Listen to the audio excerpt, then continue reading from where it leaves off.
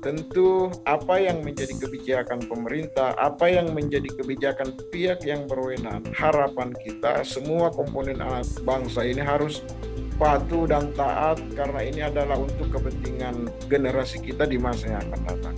Tidak mungkinlah pemerintah kita, tidak mungkinlah negara kita ini bersepakat untuk mencelakakan rakyat.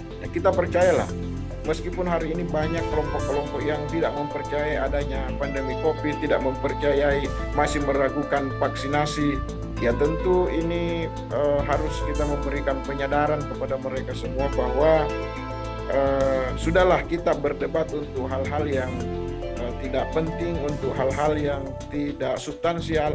Yang terpenting bagi kita sekarang ini adalah bagaimana membekali generasi kita, bagaimana membekali anak kita untuk bagaimana supaya bisa bangkit dari keterpurukan baik dalam menghadapi persoalan-persoalan yang tadi ya, khususnya kita segera keluar dari persoalan bangsa yang hari ini mendera negeri kita, yakni persoalan pandemi COVID-19 ini.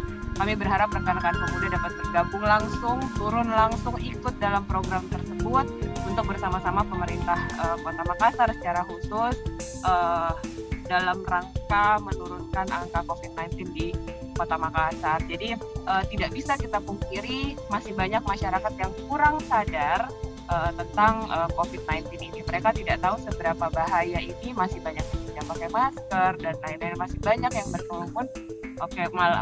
Oleh karena itu kami berharap para pemuda ini ikut berperan aktif.